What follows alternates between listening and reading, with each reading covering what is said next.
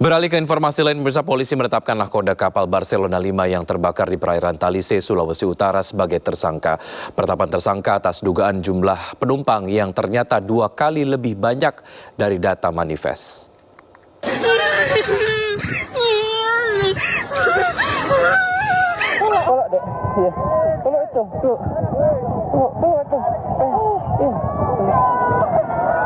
Kapal Barcelona.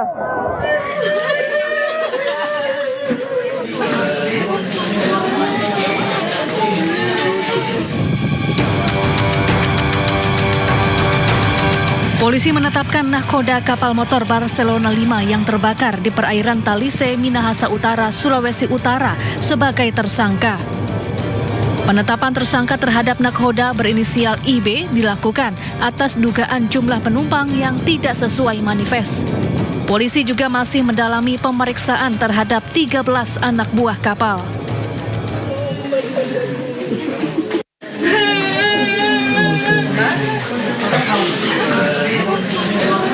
Sementara itu, akibat peristiwa ini, Basarnas dan Gubernur Sulawesi Utara menyebut total jumlah korban mencapai 580 orang. 3 diantaranya meninggal dunia, sementara 2 orang lainnya masih dalam pencarian. Ya, saya baru mendapat berita 5 orang, ya, tapi saya belum melihat ya. Pak, izin ada tapi udah A1 itu.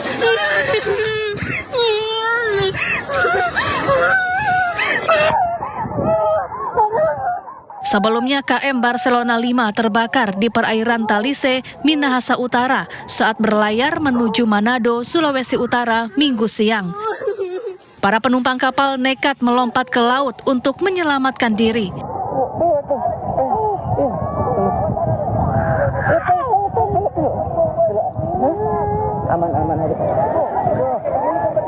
Diduga jumlah korban 2 kali lebih besar dari yang terdata dalam manifest, yakni 280 penumpang. Dari Manado, Sulawesi Utara, Jeffrey Langi, iNews melaporkan.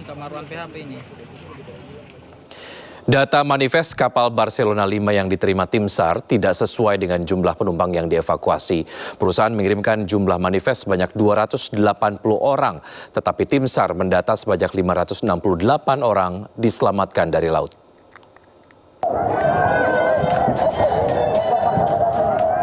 kapal Barcelona terbakar. Barcelona 5. Penyebab terbakarnya kapal motor Barcelona 5 di perairan Talise, Minahasa Utara, Sulawesi Utara Minggu kemarin masih dalam tahap penyelidikan. Berdasarkan data manifest, terdapat 280 orang di kapal. Namun, kenyataannya total korban yang dievakuasi mencapai 568 orang. Sampai saat ini, totalnya berjumlah 571 jiwa, dengan yang selamat 568. Untuk korban meninggal 3 jiwa. Hingga saat ini, penyelidikan terkait kebakaran dan potensi kelalaian masih terus terjadi.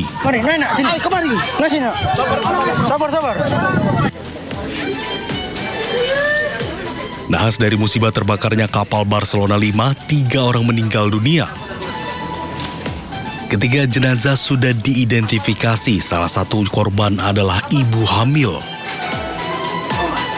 Identitas korban tewas diantaranya Juliana Gumolong berusia 47 tahun, Asna Lapai berusia 50 tahun, dan Zakarias Tindi Gulangi berusia 67 tahun. Tim Liputan iNews melaporkan.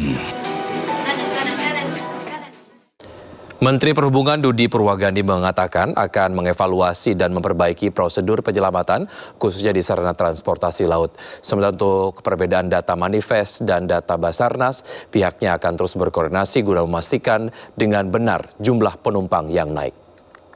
penyelamatan kami serahkan kepada Basarnas sebagai leading sektor. Untuk penyelidikan kami serahkan kepada KNKT.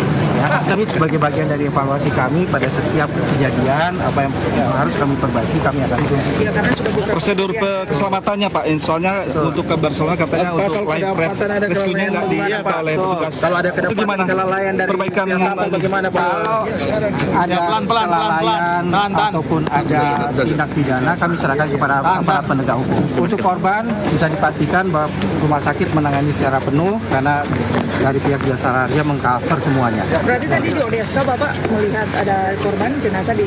Oh enggak. Oh, siap. Kalau yang jenazah kami memberikan kesempatan kepada polisian untuk melakukan identifikasi. Jadi sementara saya tidak ingin mengganggu masing-masing tugas dari leading sektornya. Ya. Sejumlah alumni Universitas Gadjah Mada dan ahli digital forensik Rizmon Sianipar melaporkan Presiden ke-7 Joko Widodo dan Rektor UGM Ova Emilia ke Polda Daerah Istimewa Yogyakarta. Pelaporan Jokowi dan Rektor UGM tersebut terkait dengan dugaan berita bohong soal jurusan teknologi kayu. Para alumni berkeyakinan saat itu belum ada jurusan teknologi kayu di Fakultas Kehutanan UGM. Sementara itu ahli digital forensik Rizmon Sianipar melaporkan Jokowi dan Ova Emilia soal dugaan skripsi palsu.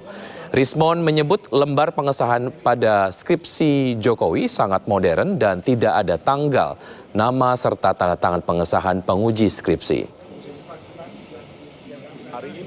Ya, kami akan melaporkan lagi dugaan skripsi palsu ya atas nama Joko Widodo. Jadi yang kita gugat ada dua, Pak. Ya. Joko Widodo dan Rektor UGM Profesor Ova Emilia. Ya, lembar pengesahan skripsi tersebut sangat modern, ya, tidak ada tidak ada tanggal dipertahankan di depan penguji, dan pada skripsi tersebut juga tidak ada lembar pengesahan penguji. Sebelumnya, ahli digital forensik Rizmon Sianipar juga melaporkan Presiden ke-7 Joko Widodo ke Polda DIY. Jokowi dilaporkan karena dianggap menyebarkan berita bohong soal dosen pembimbingnya saat berkuliah di Fakultas Kehutanan UGM Yogyakarta.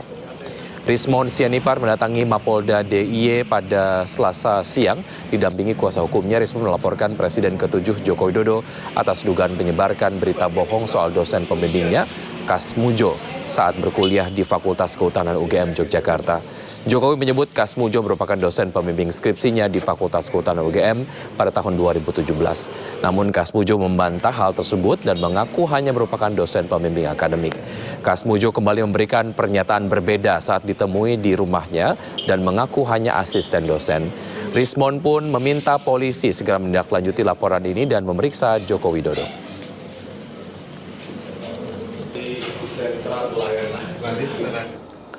Kasmujo merupakan sosok yang dicari-cari oleh Rizmon Sianipar CS. Rizmon bahkan menelusuri wilayah Kabupaten Sleman untuk menemui Kasmujo yang disebut-sebut sebagai dosen pembimbing akademik Joko Widodo. Mau tampil, Pak?